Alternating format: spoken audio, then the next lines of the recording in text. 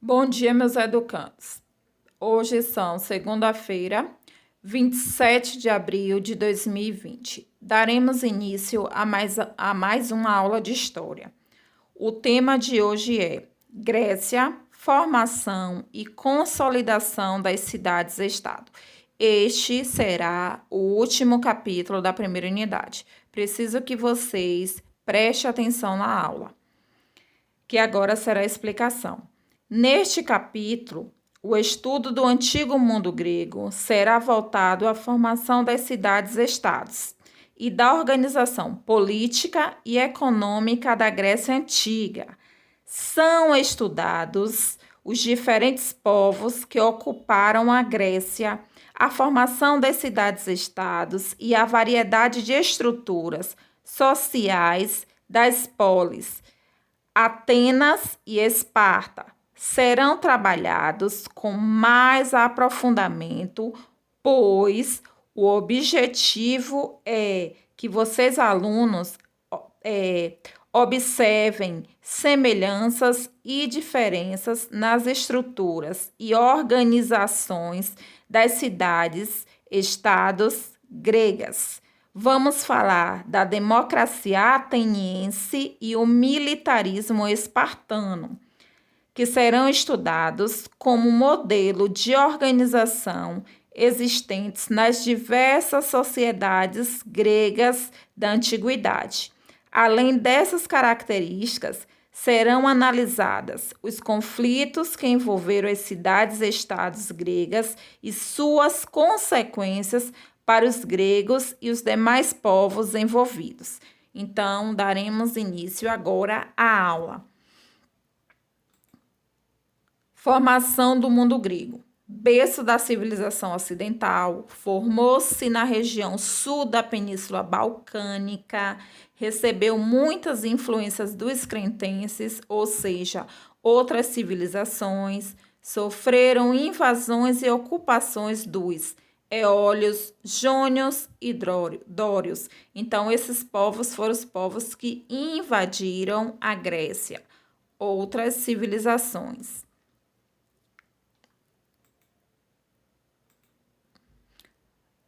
Quem foram os povos que formaram a Grécia? Vamos lá. O povoamento da Grécia começou a partir da chegada de povos de origem ariana à ilha de Creta.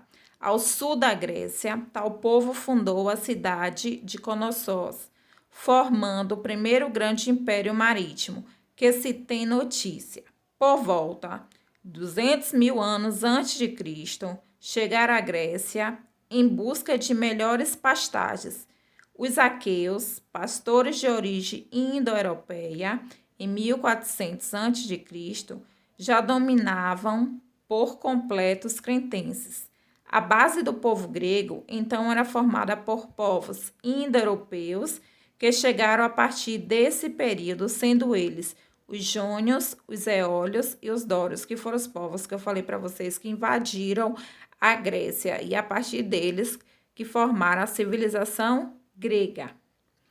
Aqueus. Quem foram os aqueus? Foram os primeiros povos a chegar e habitar a região do Peloponeso.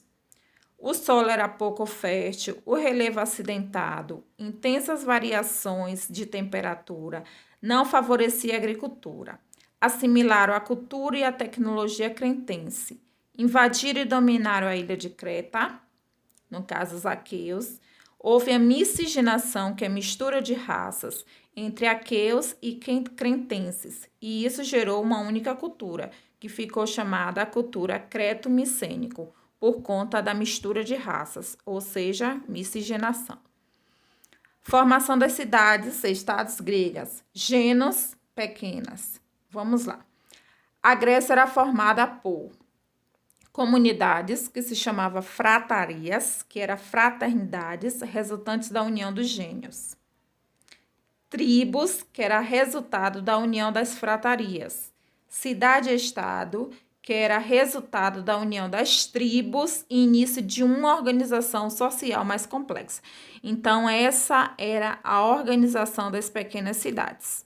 Atenas, sul da Península Balcânica, não foi ocupada pelos dórios, predominavam os eólios e os jônios, Formou-se da união de tribos na planície ática, desenvolveu-se ao redor da Acrópole e da Ágora. Muros foram construídos com o objetivo de evitar invasões estrangeiras e a economia deles era a oliveira e a vidreira. Essa era a base econômica de Atenas. Vamos ver qual é a diferença entre ágora e Acrópole.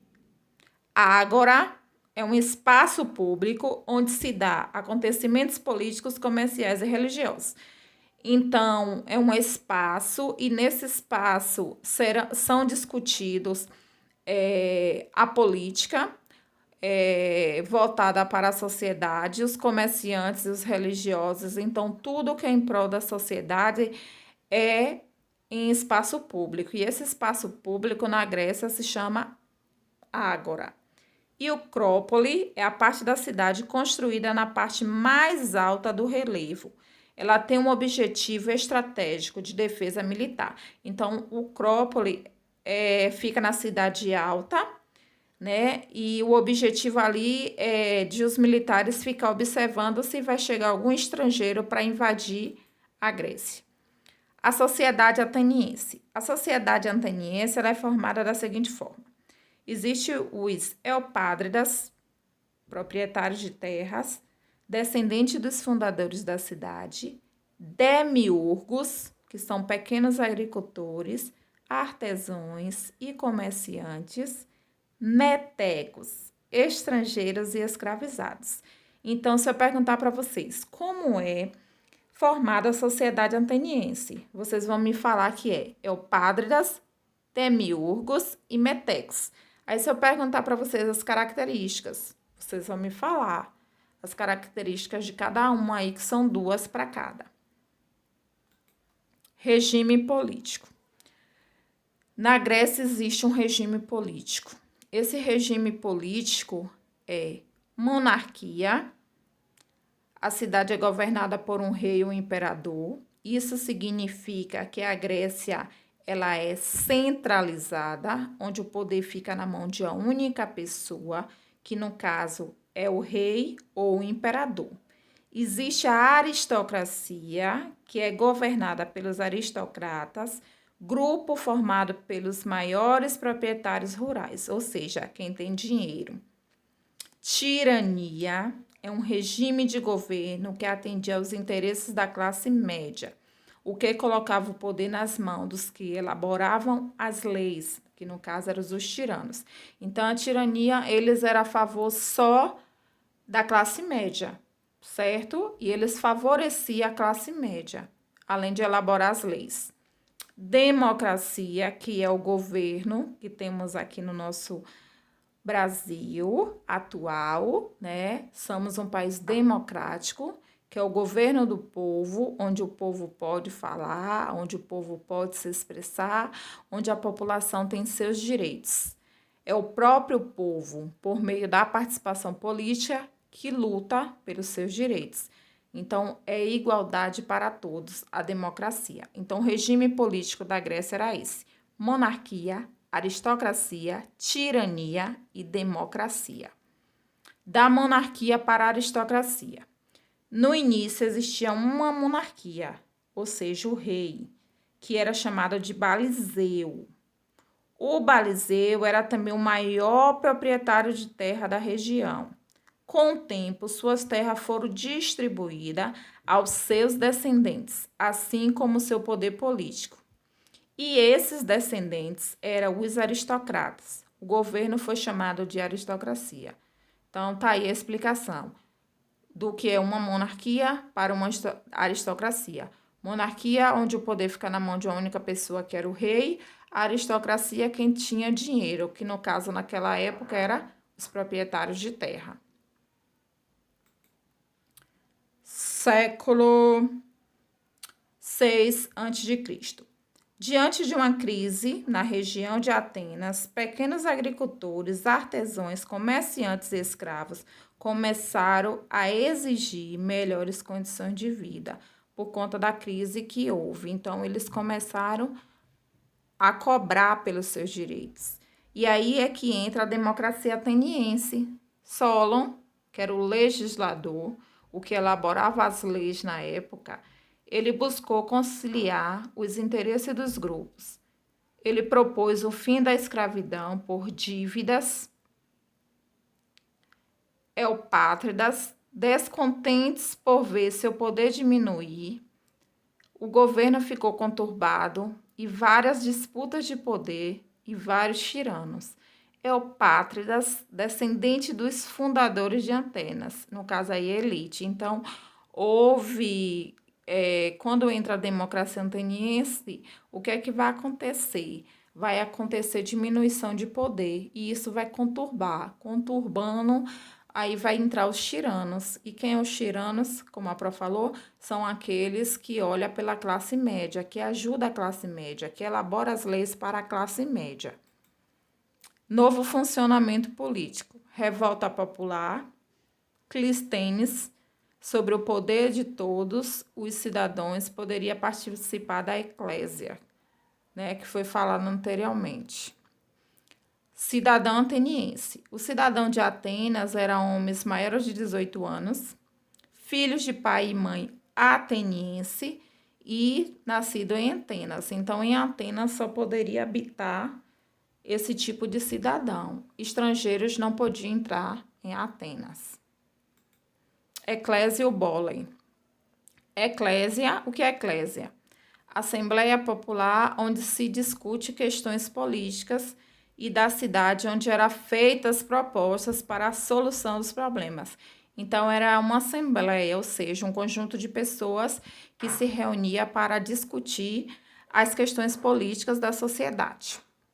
E o Bólem era um órgão formado por 50 representantes maiores de 30 anos, que também era para discutir sobre melhorias para a cidade. As propostas da eclésia eram analisadas pela Bólem, que podia ou não ter sugestão de mudança, depois voltava para a eclésia para uma votação oficial e se tornava irrevogáveis. A partir daí, se a lei fosse estabelecida, se a lei fosse votada, elas poderiam permanecer. Se não, eles não poderiam fazer nada. Governo de Péricles. Péricles teve o apogeu da democracia. O que é a democracia? Liberdade de expressão, direito do povo. Desenvolvimento das artes e da filosofia. As leis aprovadas deviam ser respeitadas por todos. Não havia remuneração, ou seja, não havia diferença de salários. Então, no governo de Péricles, na Grécia Antiga, foi o auge da democracia, foi o auge do direito do povo, foi o auge do desenvolvimento da arte, da filosofia. Foi quando as pessoas passaram a ficar mais culto, a entender das leis, que elas deveriam ser respeitadas. Foi quando a população buscou pelos seus direitos e pelos seus deveres na Grécia. Governo de Péricles. Os pobres não conseguiam participar, pois precisavam trabalhar, né? Então, o fator ruim do governo dele era essa, que os pobres eles não conseguiam participar de tudo que era estabelecida por lei para a sociedade da Grécia. Então, eles tinham que trabalhar. Com o tempo, a Bólem passou a receber ajuda de custo. Mais tarde, a eclésia também passou a remunerar a participação. Então, aí é o governo dele, como estava governando. Esparta. Esparta é uma importante cidade-estado grega, fica localizado na região da Lacônia, expandiram seus domínios e conquistaram regiões vizinhas, como Sevos e Lotas, que são agricultores, trabalhadores, artesanais e domésticos. Então, essa é a sociedade de Esparta. Sociedade espartana. Espartanos são descendentes dos dórios, uma formação voltada para a guerra. Tem os periecos, que são habitantes da periferia, livres, dedicavam-se só ao comércio, e os iliotas, que são servos, povos dominados. Então, a sociedade espartana era dividida por descendentes dos dórios, que eram descendentes de guerra. Aí existiam os periecos, que eram livres e e dedicava apenas a comércios. Os ilotas, que eram servos, eles eram dominados, era como se fossem escravos. Governo. O governo era uma oligarquia que era governada para poucos. O sistema político, onde o poder está concentrado na mão de um pequeno grupo. Diarquia. Diarquia, a palavra diarquia vem de dois reis, duas famílias mais ricas, auxiliados pela gerúsia, que é um conjunto de idosos, auxiliados pelos efores, que é uma espécie de prefeito que ficava 1 ano no cargo. Então, essa era o governo de Atenas, certo? Então, é um assunto extenso, é um assunto que requer entendimento, porque estamos falando da Grécia, e na Grécia vamos falar de Atenas e Esparta, como eu falei para vocês. Então, vocês precisam estar lendo o conteúdo. Eu peço que vocês peguem o livro. Depois dessa explicação minha, próxima aula eu vou fazer uma revisão de todos os conteúdos que foi dado, no caso, Crescente Fértil, Mesopotâmia e Egito, e mais esse conteúdo que a gente deu hoje. Só que para isso eu preciso que vocês leiam o conteúdo, façam um mapa conceitual, que é o resumo, que vocês já sabem como é que faz, no caderno de vocês, explicando o que vocês entenderam da Grécia, e depois envie para mim no privado, certo? E anote também as dúvidas de vocês referente ao conteúdo. Então, você já sabe que a formação do mundo grego foi o quê? Uma civilização cretense, no apogeu do século XX a.C., alto grau de desenvolvimento tecnológico, cultural, principalmente na navegação, na escrita e na arquitetura. Eles foram grandes influenciadores da Península Balcânica. Também tem a tamanha grandiosidade da origem do mito de Minotauro. Conquistas também, eles conquistaram inovações e tecnologias. E eu vou falar para vocês, perdão, o celular tá... Eu vou falar aqui para vocês sobre a linha do tempo da Grécia. A linha do tempo é assim. Primeiro, século XX a.C., vem a civilização Creto.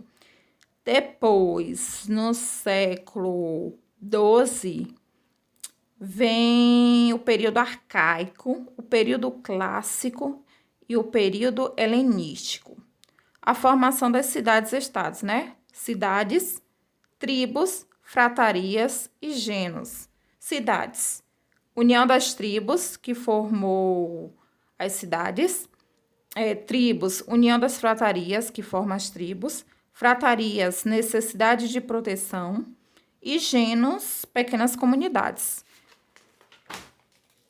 Então, essa era a formação dos gregos. Então, eu preciso que vocês agora, neste exato momento, peguem o caderno de vocês, assista mais uma vez essa aula, faça todas as anotações do entendimento de vocês, depois mande para o meu privado.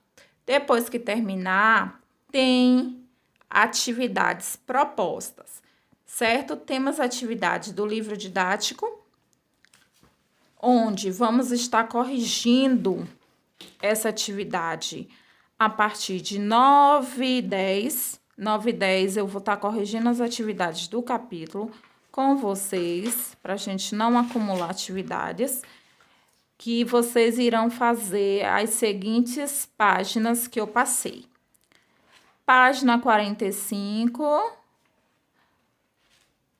página 46 e 47 do livro didático, está anotado nas instruções.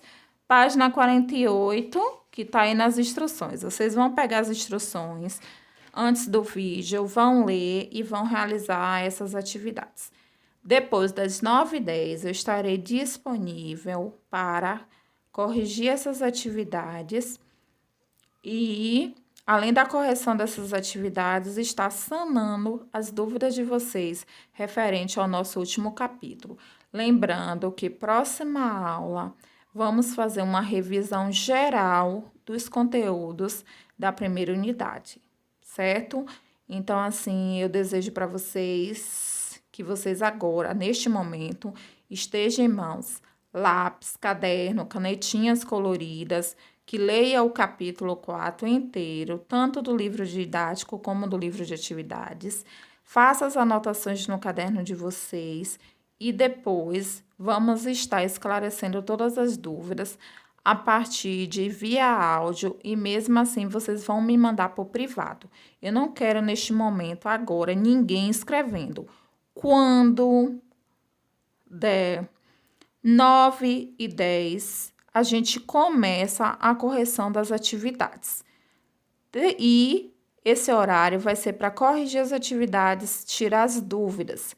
Quando der 9h55, vocês vão listar o nome de vocês completo e a série, que aí é para eu ver os alunos que estão presentes nessa aula de hoje. Então, vamos lá, meus amores. Pegue agora caderno, livro didático, lápis, borracha, caneta e vamos agora, mãos às obras. Vamos colocar em prática tudo o que aprendemos nessa aula.